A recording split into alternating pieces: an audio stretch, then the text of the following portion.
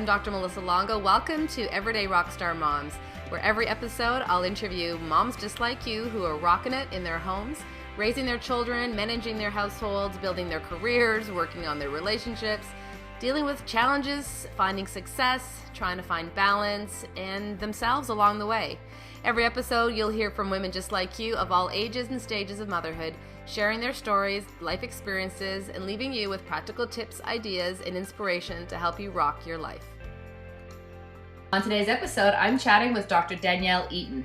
Danielle is quite an accomplished woman with a multitude of professional degrees, a teaching position at a chiropractic college, and a successful practice. She shared today how after investing so much in her 10-year career and building up her private practice, she made the very difficult decision to leave it all behind and focus on being a mom. Danielle gets candid and real about all the emotions she went through when she made that big decision, how she ultimately worked through them, and how today it has led her to be living a life that is very congruent with her values and allowed her to create a life and business that both fulfills her as a professional and as a mother. Danielle also discusses her marriage, the tools she uses to keep herself connected to her values and to keep herself healthy, and how she has learned to enjoy the ride and live her life fully in every dimension. Lots of great insight on this interview today. Check it out. Hi, Danielle. Welcome to the show. Hi, Melissa. Thank you so much for having me.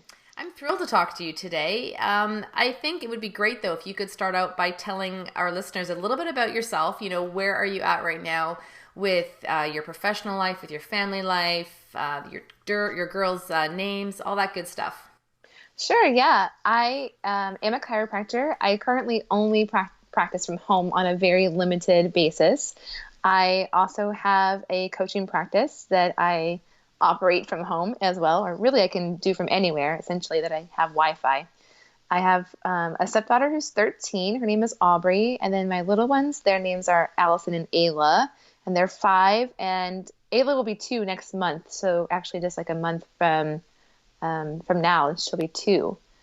And I'm married. I've been married to my husband for almost 3 years. We actually had our first child together before we were married. That confuses people when I tell them, yeah, we've been married since 2013. And they're like, but wait, you've got this one and you have that one. And whose are they? Yep. Well, so nowadays there's lots of different family dynamics, and it's just about, making things work in your own family. Yeah, for sure. Which is what we're going to talk about today. So let's start out with just talking about, when you met your husband, he had a daughter already. Mm-hmm. So you jumped into parenting or mothering right away in that role, or what was that like for you? Yeah, that's a great question. I actually, I was married once before and we didn't have children. We had tried for about 5 years, and then serendipitously, I suppose, we didn't have any children together. And when we divorced and I started dating my husband, my now husband, I didn't actually even know at first that he had a daughter. And he's like, how could you not have known? But I thought that the picture of the little girl all over the house was his niece. Because she lives with her mom, and he has time with her every other weekend. So I was actually quite hesitant. I always had a rule that I wouldn't date someone seriously who had a child. And then we started dating, and actually I've known my husband since we were children, and for us to start dating was unexpected to everyone that knew us, because we were never friends, even though we grew up in the same small town. And so, yeah, it was an interesting process. But, what I found to be the most surprising was that she was 7 at that time. And even as a 7-year-old, after the weekends that she was here with us, she would go back to her mom's house and I would feel completely exhausted. Wow. And I'm like, wow, like taking care of a 7-year-old is way more work than I thought it would be. Mm-hmm. Now 7 feels easy, but at that time I was really surprised about how much of my time and energy it took to entertain a 7-year-old. Well, yeah, and you just met her as a 7-year-old, right? I think it's different when we grow up with children that, we start with them in infancy. You gradually, it's like pregnancy. I always say to the moms in the practice, you've got 9 months to be okay with going through labor and delivery, and, this baby is going to grow. You're going to have, time afterwards to grow into being a mother. It doesn't just happen, with one moment. So Sounds like some great experience for you with your younger girls now too. Yeah, I would say overall, that's true. And it's also a very different experience. Like you said, when they grow in your belly and then they're outside of you, it's just a different, different phase of their life as well. And what I realized by having two children of my own biologically, that the newborn phase and the infant and the toddler phase are, for me, I find much more, they require much more of my time and effort and energy than the preschool or childhood phase. Mm-hmm. Absolutely. Every stage is a little bit different and brings with it its own unique challenges and joys, I think. Oh yeah. My mom was asking me yesterday something, and I said, you know what? Every stage is just different. You just grow with your child, and they're just different people, and you love them in different ways as they get older. Yes. So I'm curious now then, okay, so you had a rule that you weren't going to date anyone that had kids. Yep. And you briefly alluded to the fact that you knew your husband when you were kids, but you weren't really friends. So can we hear a little bit more about that story? How did you guys come together, and how did you let yourself, basically break a rule? Yeah. The way that we started dating essentially was by accident, I suppose. Through Facebook, we had connected because, that's what you do on Facebook, right? Connect with all your old high school friends and your college friends. And so I knew that he was a triathlete, and I was training for an adventure race, which was a 6-hour race. Or no, sorry, an 8-hour race. And I wanted to do it as a team. And there were a couple different options for how you could do this race as a team. And one of the options, which was the most popular, was to have a 4-person team, and you could do it co-ed. I'm like, okay, cool. So who can do this race with me? And I just started thinking about people that, I had seen on Facebook or friends of mine. And of course, Ryan was one of the people that came to my mind because he'd already done races like this. And I thought he'd probably have some experience with this kind of race. So long story short, then he and I formed a 4-person team. I was the only female on the team. But then 2 weeks before the race was supposed to happen, they all backed out on me. So suddenly you were on a date with him. Right. So we hadn't actually all trained together for the race. And an adventure race is running, kayaking or canoeing and biking. That's the most typical. And it's like a combination of those events. And we hadn't all trained together. On top of those 3 things, we also had to be able to orienteer, which basically means like you have a map and you have a compass, and you have to get from one point to another to another to another with this map and compass. And there were no roads. We were in the woods. So that, I suppose, was a bit intimidating, and they all backed out. And I thought, well, there's no way I'm going to not do this race. Like, I found another woman who was adventurous enough to do this race with me and still did it. But then a couple of weeks later, just through conversation, Ryan and I decided to get together to train for a race that we had coming up, which was a half marathon. And this would have been, it was January of 2010. And the race that we were training for next was April of 2010. And so there was a lot of snow on the ground in this January in St. Louis, Missouri. And I knew that if I didn't go run with someone else, I would stay home and not do it. And so we kind of held each other accountable to our training for the race in April. And that was how it started. Like, we were just running together in the snow and ice in the dark, and then eating dinner together, and then going out together and hanging out with friends together. Yeah. And so it was kind of a gradual process, although it happened pretty quickly. It sounds like it was more serendipitous than, an accident. Good point. Yeah, that's great. And so now you've had these 2 other beautiful little girls together. Yes. And let's talk about that. How do you feel as far as motherhood? I mean, being a woman first, having been married, having had a practice, and now shifting into motherhood. Do you think there are some certain moments in your life that really have defined the kind of mother that you are? I was in denial for quite a while about what motherhood was meaning to me. After my first daughter was born, I knew I was going to go back to work. I worked at Logan College of Chiropractic here in St. Louis, and she was 8 weeks old when I went back to work. And then by the time she was about, I would say about 8 months old, I was working full time, 5 days a week or 6 days a week prior to that, I'd been really fortunate to work only 4 days a week because I had saved up so much of my vacation time. Once I was back to work full time, I thought, no, this isn't working. So maybe it's time for me to go into private practice. And that could have been a great option. And in some senses, it was a great option because there's a whole process of things that happened. But I first started off as an associate in a practice, and that was definitely not for me. I did that for almost a year. And then I moved on to my own practice and did that for a couple of years. And then through this process, I became pregnant again, which we weren't expecting per se, although, I mean, it's not a surprise how it happens, right? Mm-hmm. And we thought, okay, this wasn't in our plan, but I was actually quite excited to have another baby. I thought, well, this is just how it was meant to be. And I was not only working in my practice, but I also had 4 part-time jobs. And yeah, 4. 4, yes. So you can imagine that I was pretty stressed. I mean, pretty stressed really underrates it. I wasn't taking care of my health well, and I ended up having a miscarriage with this pregnancy at the end of my first trimester.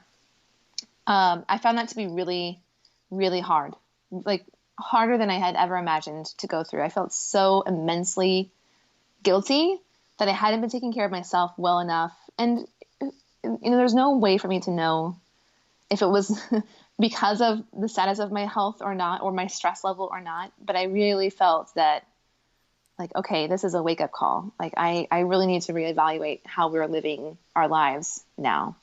And 8 weeks later, I was pregnant again. And so at that point, I knew I was not going to risk another pregnancy to continue working in my practice and 4 jobs. And the easiest thing, which sounds crazy, but the easiest thing that I realized could go at that time was my practice. And so by 6 weeks after that, I had sold my practice. Wow. Yeah. It's, easiest thing. I mean, that was your whole career. I mean, your whole life was built upon, being a chiropractor and your contribution and teaching at the college. And, I'm sure as a woman that gave you a lot of your purpose. Yes, absolutely. It was my identity, essentially. I wasn't really identifying as being a mom or a wife. I was really just identifying as being a chiropractor and being an entrepreneur in my chiropractic practice. So while I say that it was easy to sell my practice, it also was not easy at all. And it took me about 2 years really to work through this whole process of the guilt of not just having had that miscarriage and essentially what I felt like was the loss of a baby, but also the loss of my career. And now I'm in a place where I feel like, oh, okay, this all happened for a reason. And that reason was to help me to stop and reevaluate what I was really doing with my life and how I was spending my time and what was really important to me. Because let's not forget that in my first marriage for 5 years, we had tried to have a baby. Obviously, becoming a mom was important to me. But here I was only doing one thing, working, and only seeing my daughter when she was sleeping. So I wasn't really getting to be a mom or allowing myself to be a mom because I felt like, well, this is what I went to school for 10 years. I better do this. Yeah. And make it really good so that one day down the road, we can have a better life.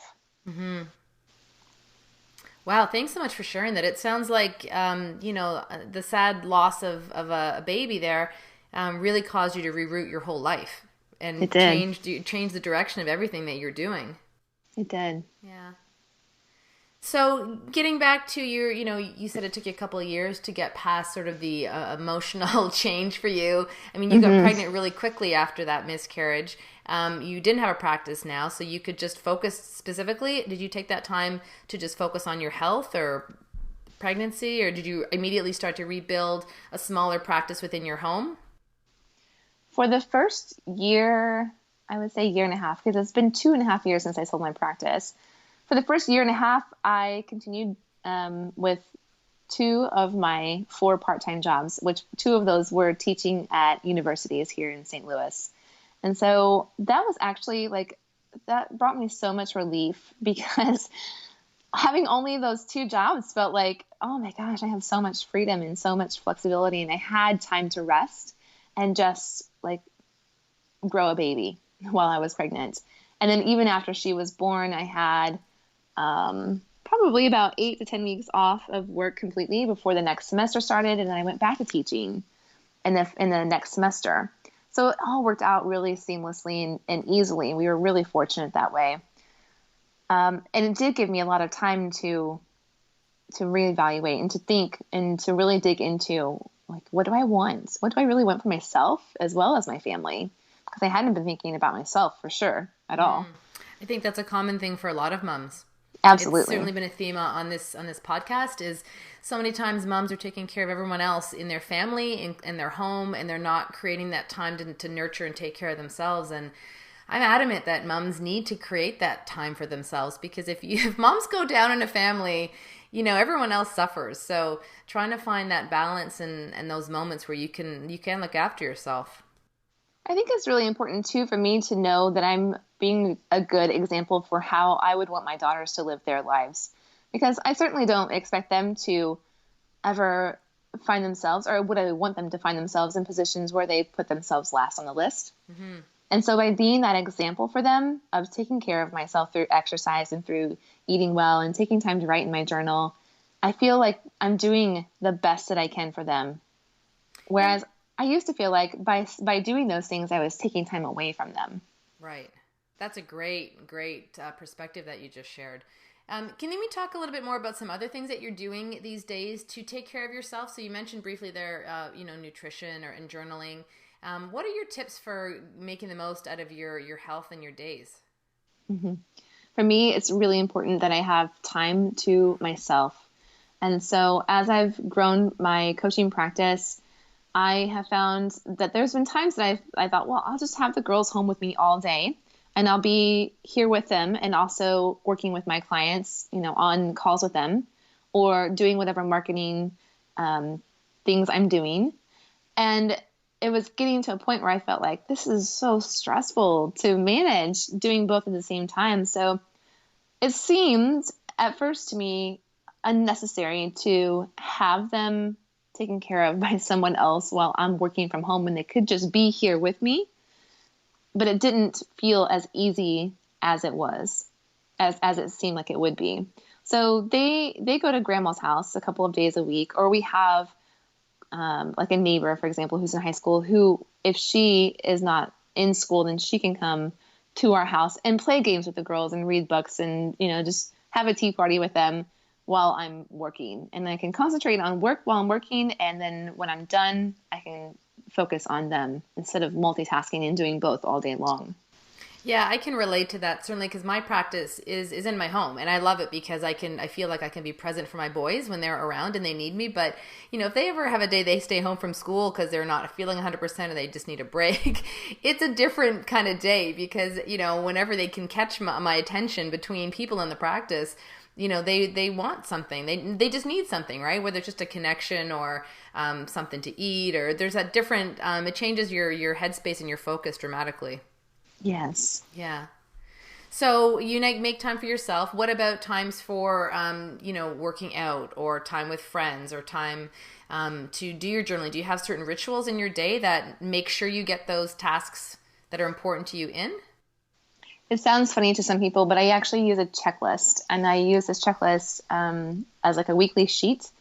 And it has the things on it that I want to do, like exercise, journaling, taking a time out. So on the days that I do have the girls home, that I spend at least 10 minutes by myself. And that means that I either go outside for a walk for 10 minutes, maybe longer if it's possible, or maybe even just going into the bedroom and closing the door for 10 minutes. Of course, when, my husband is home or someone else is home that can be supervising them. Mm-hmm. So the checklist thing seems kind of funny to people, but it helps me to see, like, instead of having to think in my brain, what do I need to do? What do I need to do? Then it's just on paper and I can just say, oh, okay, next I'll do this. And it allows me also to not feel like I have to stick to a routine every day, especially if my girls being young. They're only 5 and 2. Every day is different with them. Some days they wake up and they want to go outside and play first thing. Some days they wake up and they want to have breakfast and they want to watch TV, So my day often depends upon what mood they're in and what they want to do for the day too. Mm-hmm. So it's got to be a codependent type of relationship. Almost, yeah. Yeah. So let's talk now about where you're at with your career. So you sold your practice that you were in. Are you still teaching at the college? No. No. So you don't have all your part-time jobs anymore either? No, thank goodness. No. So now you've got a practice that you're building in your home, and you're doing some coaching. Let's talk a little bit about like that. It sounds to me like you've started to curate the best of both worlds, right? Like time on your own schedule when you can be a mom with your girls, and also time that you can grow some other businesses in the way that you want that aren't going to impact your motherhood. Right. Yes. And I love working from home. I'd actually, even prior to becoming a mom, had a sort of vision in my mind for a live work space where when I was in practice, I could live and practice in the same building, whatever that building would be. I didn't know it would just be a normal suburban home at that time. But I love working from home. It's an amazing gift that we've created in our lives to be able to do this. And I think that for me, first of all, I had to be able to look at it from a different perspective. In regard to like what a practice should look like or what a practice should be like, whether that be in chiropractic or any other business. We sometimes have expectations, and I certainly had grown to have expectations of what a successful chiropractic practice should be in the same four walls every day of a clinic that's big and has, fancy equipment or whatever that means. That was what I had at some point grown into, although that wasn't really what resonated with my core desired feelings and values. So to make the switch to working at home, I had to first get back to what's really important to me. I keep coming back to that, but what's really important to me is so important to be into tune with, because for a long time, like we said, I wasn't paying attention to it, as most moms find themselves doing, because they're so busy taking care of everyone else's needs. They just kind of push their own needs aside, and then they even lose sight of what is important to them for themselves. I think that's key for people of at all ages and stages of motherhood and life in general, is to know what your values are and be living in a congruent way with your values. It's not healthy, I don't think, for us to have contradictions, to say that, I really value health, but then not be eating really, really bad food for yourself, right? Or, yes. Never exercising, or being really in a stressful, toxic situation in a relationship. So it's being congruent with your values, which it sounds like you're doing. Now, yes. Yeah. I feel like I had to have that big, hard wake-up call in order for me to get where I am now, where I do have a more balanced life, and I am more living in tune, or living consciously with my core desired feelings and values. Yeah. Mm-hmm. And how has that affected your marriage and your relationship? Well, for a long time, it made it quite hard, actually. Really? Yeah, because, after I had the miscarriage and then also selling my practice and just going through this transition phase of my career and of myself too, I was not a very pleasant person to be around, because I was just wrapped up in my negative thoughts and feelings about, I should have done this and I should have done that, and I am such a loser and such a failure for having had all this happen in my life. So, obviously, who wants to be around that every day, right? Mm-hmm. But also, now that I have I have moved on from that, and have gained back a lot of my self-confidence, probably more confidence than I ever had before.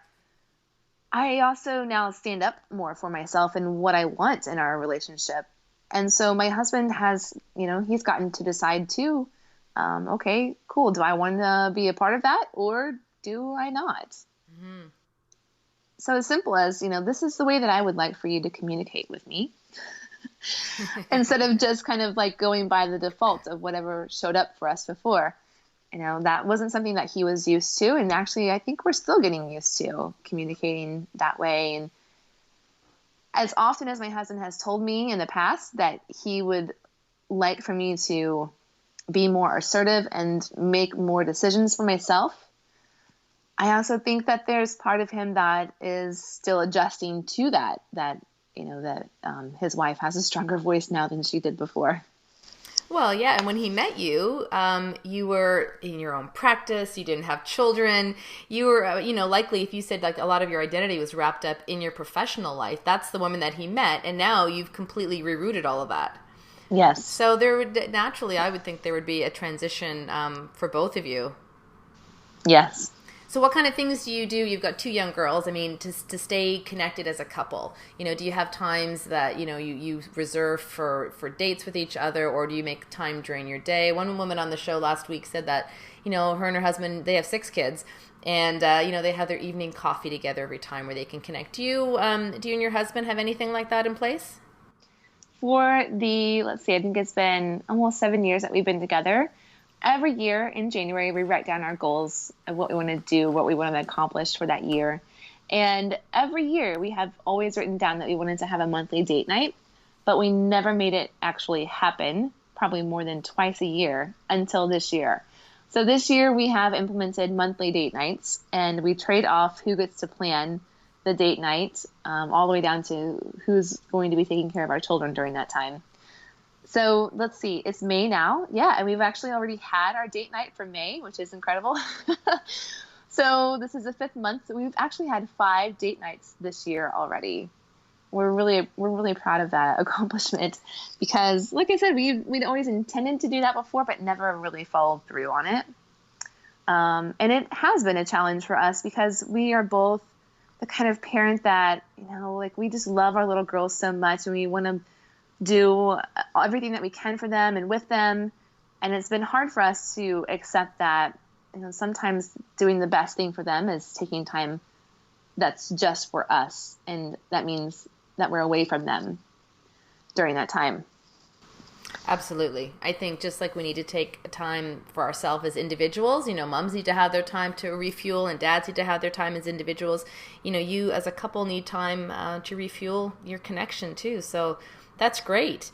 I love that you sit down and focus on your goals at the beginning of a year. That's got to be a great way to anchor your year ahead, really. It is. And what's interesting is that often we write down these goals, and then we leave it in a notebook and leave it on a counter or in a cabinet. And then we come back 6 months or a year to that cabinet or countertop and pull out this notebook and flip through it and find that list. And we're like, well, look, we did this and we did this and we did this. And we hadn't even looked at the list in all of that time. So it occurred to us really this year that, wow, if we write things down that we want to accomplish and put it away and we don't look at it for so long, what could we accomplish if we actually wrote things down that we wanted to do and come back to it more frequently and look at how are we doing with these things and what needs to adjust and what can we improve on, or what are we doing great and that we can celebrate. Yeah, I love how that happens. You write down something and you forget about it, because I've had that experience too. And you look back and you think, oh, wow, really? That's how it all came to be. You don't always know the how. You just know that if what you want. And sometimes just putting those thoughts out there, things start to materialize in their own way. So it sounds to me like in the last few years, you've learned so much about yourself and who you are as a woman and as a mother and in your relationship. That must give you a tremendous amount of information that you can share with your clients that you're coaching right now. Let's talk about that. Sure.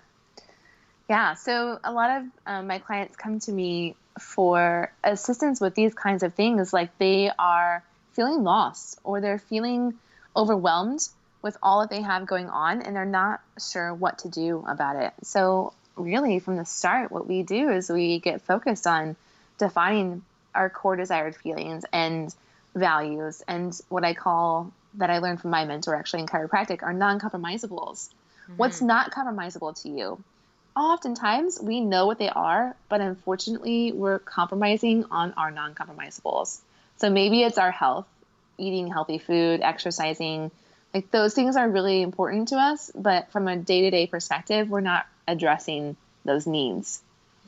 And so when we get clear on those things, and then like Facebook or Netflix is not actually non-compromisable, then okay, now you can eliminate your Facebook and Netflix time or reduce it and spend more of that time on things that are important to you, and check in with yourself more frequently on your progress with those things. Yeah, I think that it's important for people. I have talk about it. What's your why? What's your why behind anything you're trying to do? You're trying to change your health. Okay, well, why? What's that going to give you? Oh, well, it's going to allow me to play with my grandchildren, with greater ease. Or we want to take this trip, and it's going to give me this feeling back. But giving people that anchor can definitely help shift their behavior, right? Yes. Yes. So people can contact you if they're in your practice or they're not in your practice. They can work with you anywhere that they are, basically. Exactly. Yes. Yeah. We either talk by phone, or if someone is international, then we use things like Skype or Zoom to communicate. Very cool. It is. I love it. Yeah. I feel very fortunate actually now that life has transpired this way for me to be able to do this, because it's something that I would have never dreamed of before. No, and I appreciate your honesty and your realness in sharing, how difficult it was for you to let go of your practice. But, the silver lining in that is now you've recreated this life for yourself that you brings you a lot of joy. Yes. That you wouldn't have been able to imagine. It does, yes. And freedom is my core desired feeling. And so when I make a decision now about, do I want to do this, or do I want to do that, or do I want to stop something that I'm doing, I think, will this bring me more freedom? Mm-hmm. And working from home brings me a lot of freedom. Mm-hmm. Yeah. When you had those tough days, or still have some tough days, are there things that inspire you? Especially, do you have a favorite saying or a quote that helps get you refocused? Really, I think when I have a tough day, it typically comes back to how I'm managing my time, what I expect of myself, or also balancing my expectations with my daughter's expectations. And my favorite resource, my favorite tool to get me through those times is The Work by Byron Katie. She wrote several books, but one book in particular called Loving What Is. And she has a process that she teaches through this book called The Work. And doing the work taught by Byron Katie really helped me change my perspective on a lot of things in my life and become more peaceful with things in my life. For example, my daughter should clean up her room. And if I go through the 4 questions of doing the work, the first question is that true? And we tend to think, well, yeah, of course it's true that my 5-year-old should clean up her room, right? But then I stop and ask myself the second question, which is it really true? Can you really know it's true? And I'm like, well, she's 5. Like, a 5-year-old is probably not that likely to just want to spontaneously clean up her room without some direction or guidance. Mm-hmm. So asking the questions that Byron Katie teaches through The Work, really, I use them all day, almost every day, to just retrain and reframe my thoughts about my expectations. I love that. Yes, me too. What else gives you a lot of joy in your day-to-day life? Do you have, I know you talked about being with your girls and your practice. Do you have other things that bring you a ton of joy and just make you feel so alive and happy with exactly where you're at? Essentially, any time that I can spend outside is fabulous. Of course, time outside when the sun is shining and it's a nice, 75 degrees is ideal. But I find that even when it's cold or when it's really hot, if I spend time outside, that I just feel like I'm more connected to the earth, to life, to, our life source or energy source. I feel more alive when I spend more time outside. And it's so good for our body too. Yes. Yeah. You talked earlier about, definitely some challenges you've had personally. What about challenges as a mom? We all have different opinions about how we want to raise our children. Have you ever had experiences where something that you decided or you and your husband decided was met with some criticism by other people? Well, of course, as a chiropractor, and actually even before I became a chiropractor, I was always very interested in the overall natural approach to health. And my youngest daughter is completely unvaccinated. My 5-year-old is partially vaccinated because at the time that she was born, I wasn't feeling confident enough in a decision to not vaccinate her. Then by the time I had my second baby, I felt like, okay, this is what I know is right and true for me and my family. And so she's not received any vaccinations. And we typically don't receive a lot of criticism about that choice because people just know like that's me. And that's the lifestyle that I choose for my family. What we're facing right now is, what I'm facing right now is that my 5-year-old has been in preschool part-time over the last few months, and it's her first year in school. And I am strongly leaning toward homeschooling, actually more specifically unschooling, and moving forward in the future. But my daughter, she's 5, she's very, very social, and she loves to interact as much as possible with anyone else, whether that be children or adults. And so that's my biggest concern, or my biggest challenge right now as a mom, is navigating this like balance. How do I balance my expectations with wanting to homeschool my children, but also my daughter's expectations and needs to be around other people and have a lot of interaction with other people?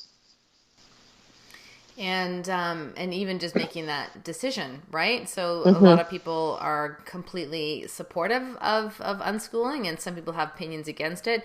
It sounds to me what you just said, people with the vaccination question, people just know not to kind of go there with you or know not to challenge you. So would you say that part of your natural resiliency, I guess, against criticism is just building up your own confidence or self-esteem, or that people know exactly where you stand on things?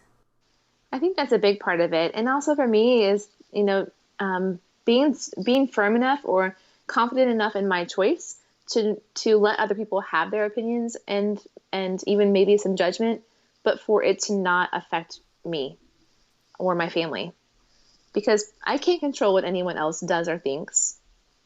And I can only control my reaction or my proactiveness to the situation. Mm-hmm.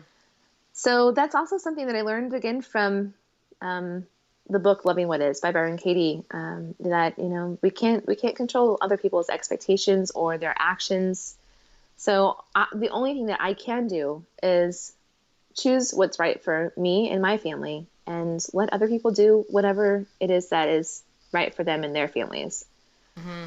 Yeah, well said. I couldn't agree more.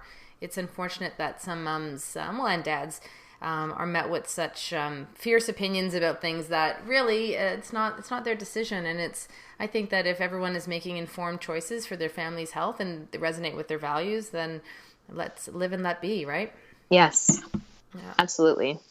Are there specific people that, as far as who you are as a mother, people that you would give credit to as being big influencers on you as a mom? That's a great question. I haven't really considered that. I think in some ways, my own parents have obviously shaped me as a person and as a mom as well. Um, beyond them, I think honestly, like just all of the things, all of my life experiences are what shaped me as a mother, and what really helped me to know what's important for myself and my daughters. And part of me goes back to this idea that for so many years I wanted to become a mom and struggled and thought that I never would be able to have my own children. Mm-hmm. And then I got to have them.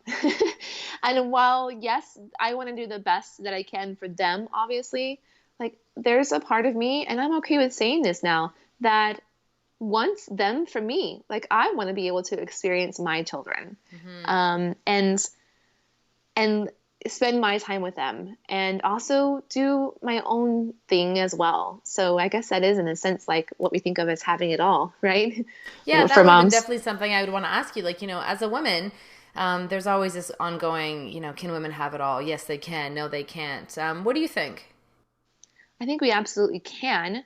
I think that we all have our own struggles and challenges on figuring out what that means to us and what that looks like to us. And that, having it all for some people means having lots of money or having a big home or a personal jet, whatever that may be. But having it all just means to me like living life fully in every dimension, feeling happy, not just satisfied, but happy with every part of my life. Am I doing what I want to be doing? Not just what I think I should be doing, but really what I want to be doing as a mom, as a human being, as a coach, as a chiropractor, as a wife. And so when we take that perspective, I think that it helps us to see that having it all is possible. It doesn't necessarily have to be a specific line of success or a certain number of dollars in your bank account, but are you being who you want to be in every part of your life? Mm-hmm. I couldn't agree with you more. I think it's absolutely possible too. I think it just depends on what your all is, right? And getting clear on what that is going to look like for you, for us as women at any time of our life, because certainly we know the seasons change. You know, you've got young girls, in another 5 years, your girls are going to be that much older, and their demands on your time are going to change. And it's always, it's an evolving journey for all of us. Yes. Yeah, I definitely agree. Is there anything that you would go backwards and wish you knew when you were a younger mother? Like any advice you'd give to your younger self if you could go back in time? I think the only thing I would really want to tell myself is just to enjoy the ride. I wouldn't want to tell myself how hard motherhood would actually be, because for some reason, I thought that it would be easy. And I don't know where that concept came from, because I feel like my mom in certain ways made motherhood look easy, but also in other ways she made it look really hard, because she had 5 kids and was a single mom. So of course it was going to be pretty challenging. But yeah, I think that really I would just tell myself to just relax a little more and enjoy and have a little more fun.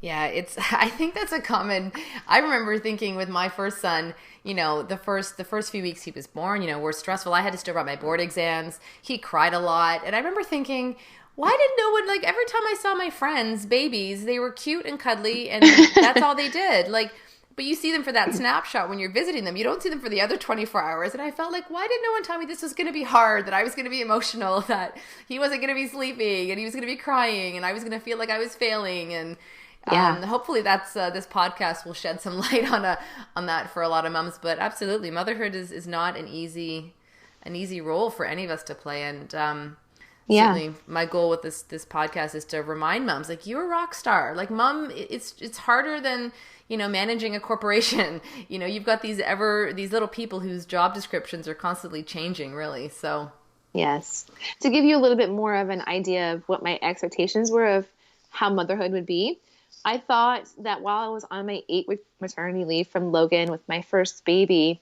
that I would reorganize and clean out our entire basement.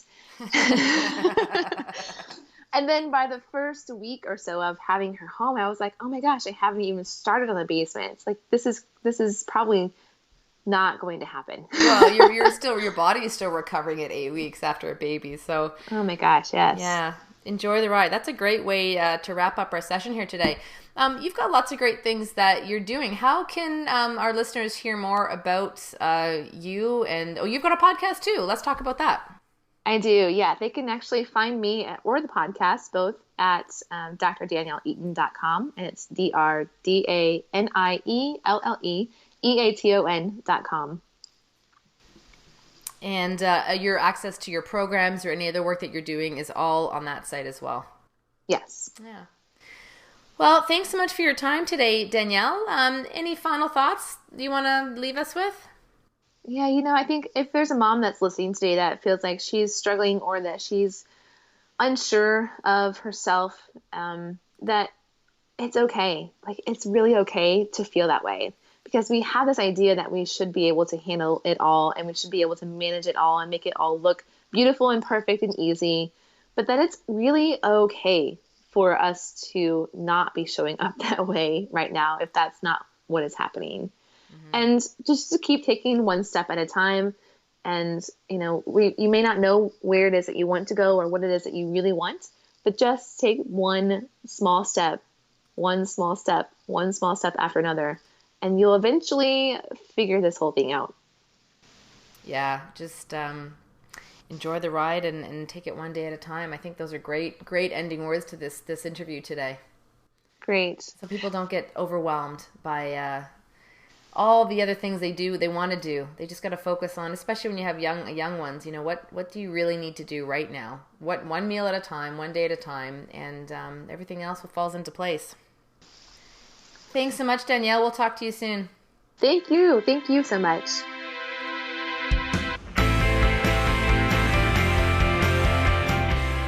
There you have it, a great story today from a mom who rocks.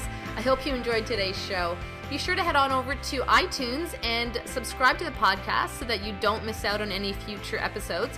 When you do that, I'll be sending you a copy of my top 10 tips for moms. These are some of my personal practical strategies I believe that as women we can all benefit from and help us be emotionally and physically as healthy as we can be.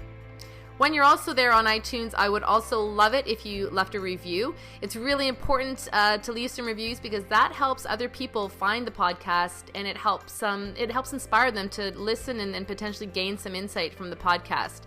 Tell other moms that you know would benefit from this show, or most certainly nominate them and let me know who you think I should be interviewing. I'd love for you to connect with us on Facebook as well. Head on over to Everyday Rockstar Mom and join our community there. Thanks so much for joining us today. We'll see you next time.